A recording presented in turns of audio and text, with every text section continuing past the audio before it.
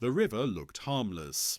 In the early light, its surface was smooth and clear, reflecting the pale sky above and the dark silhouettes of trees leaning over the bank.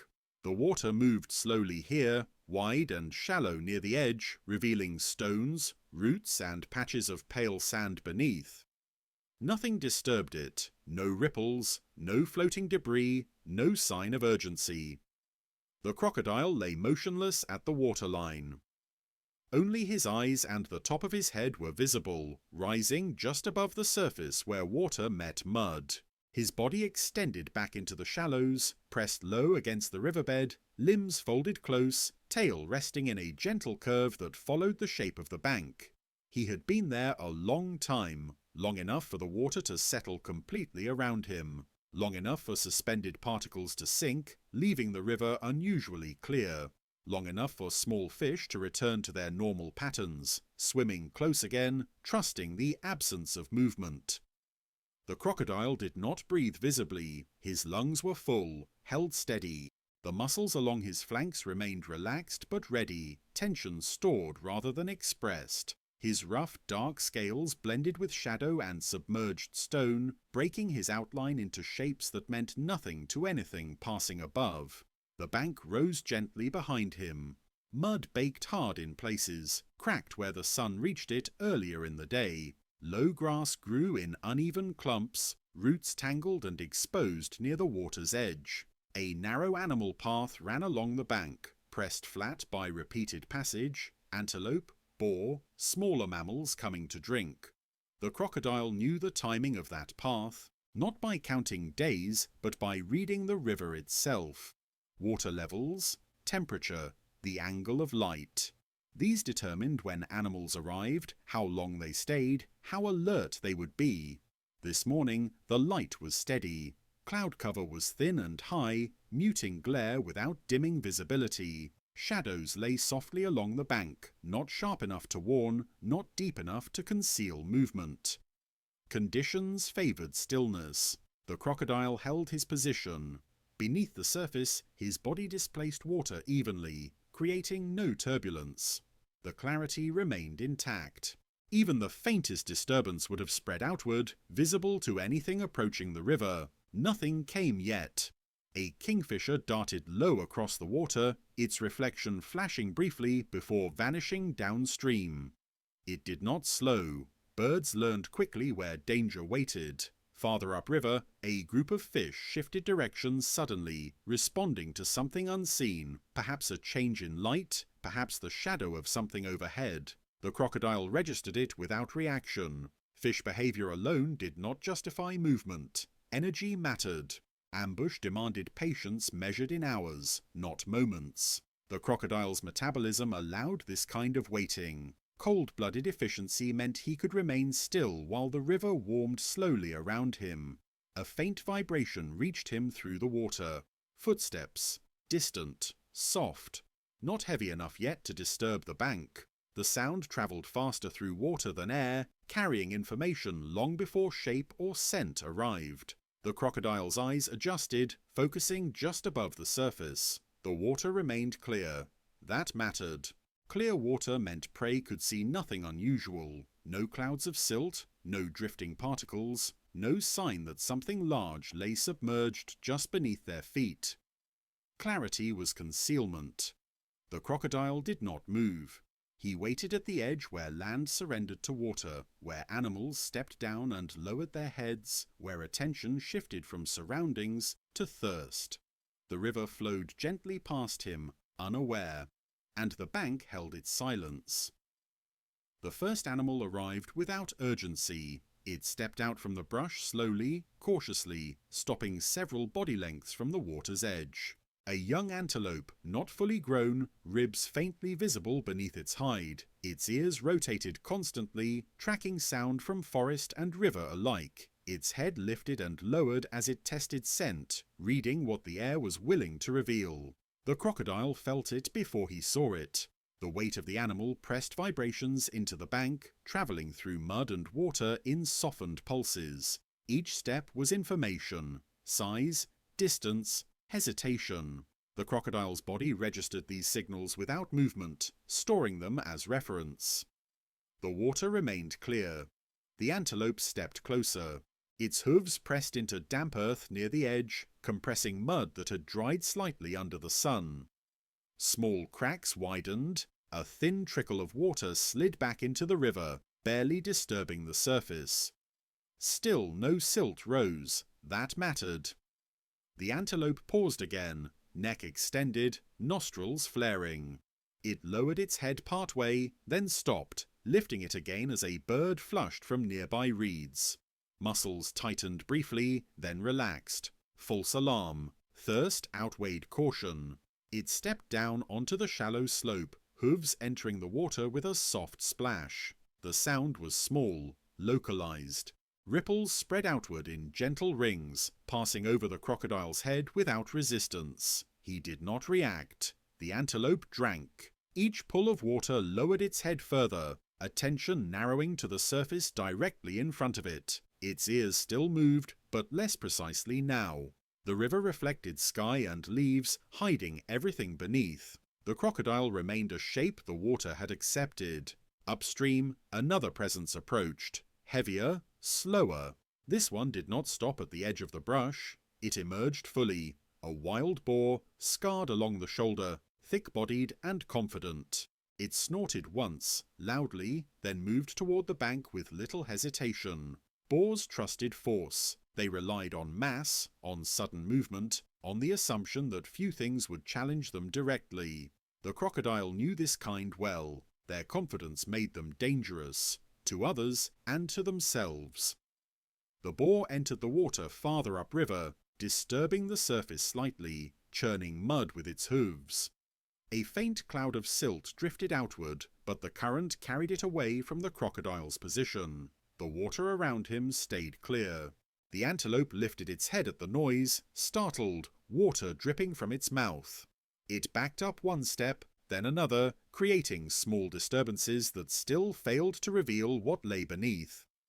The crocodile adjusted internally. Not position, not posture. Timing. Two animals at the bank changed everything. Risk multiplied. Opportunity did too. But the presence of one often alerted the other. Movement had to be exact, or nothing would happen at all.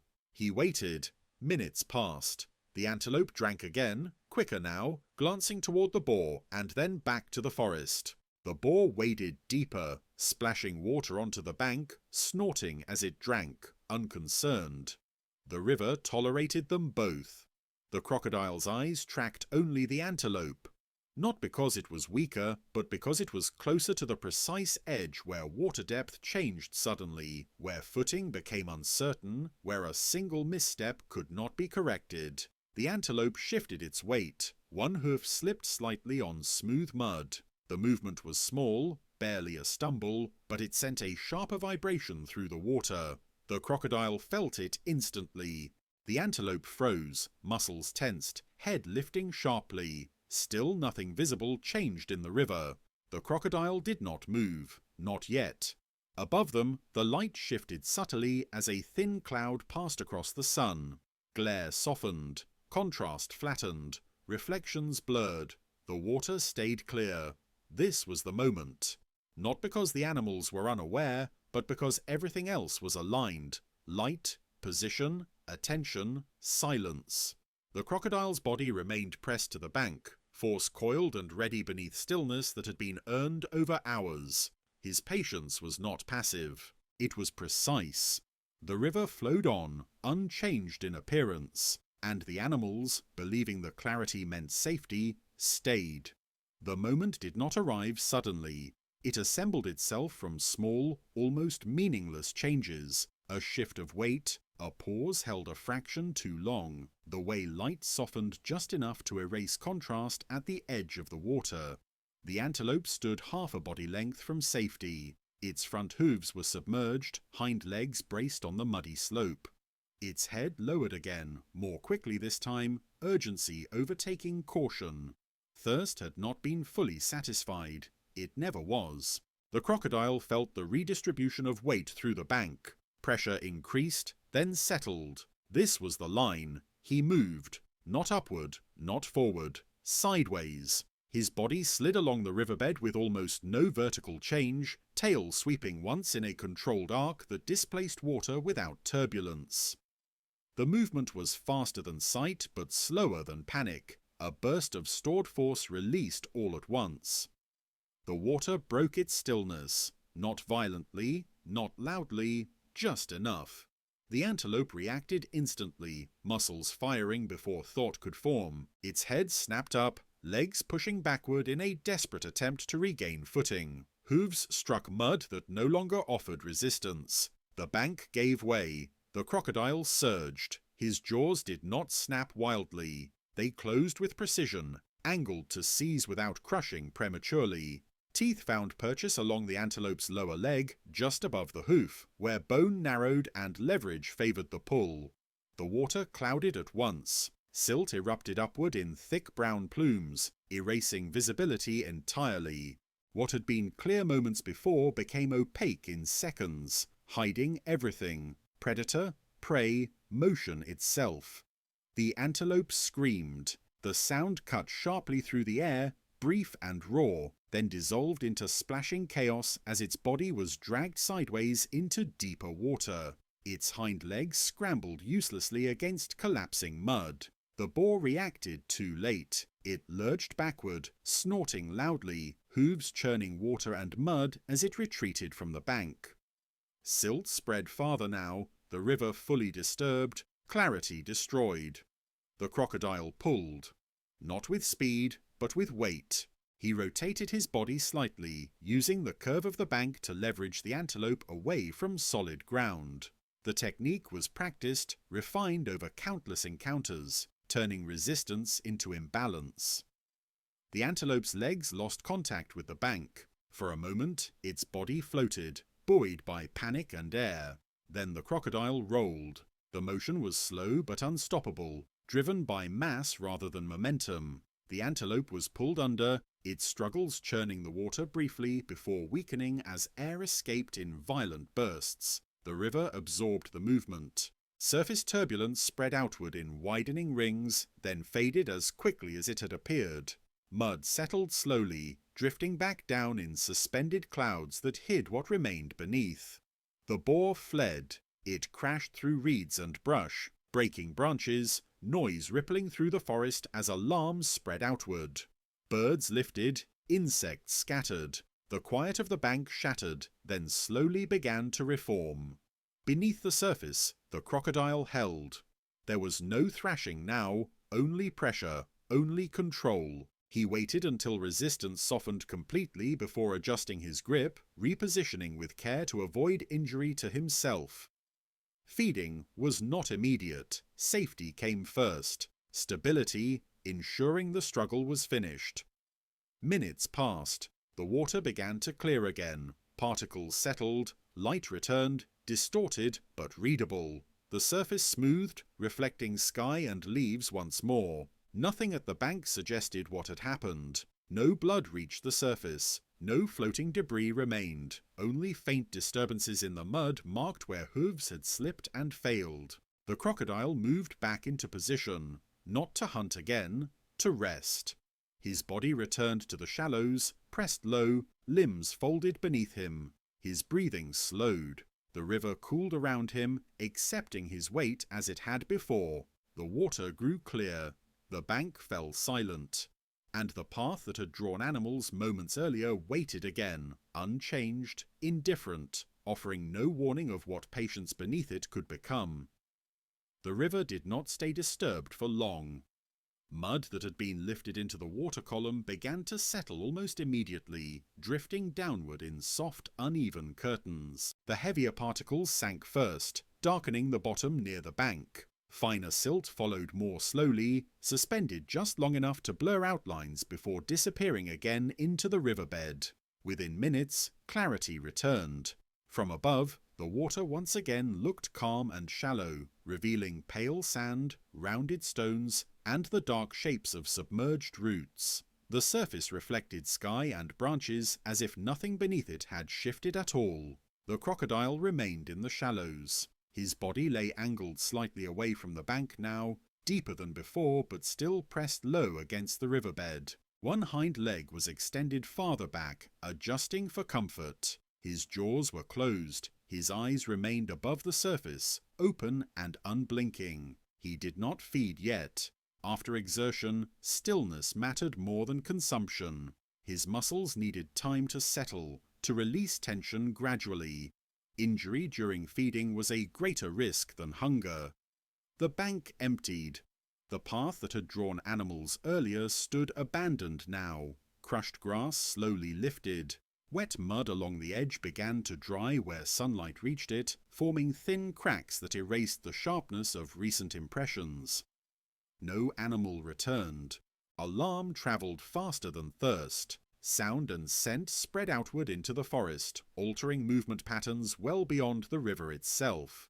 Even those that had not witnessed the event adjusted their timing instinctively, delaying approach until the river felt neutral again.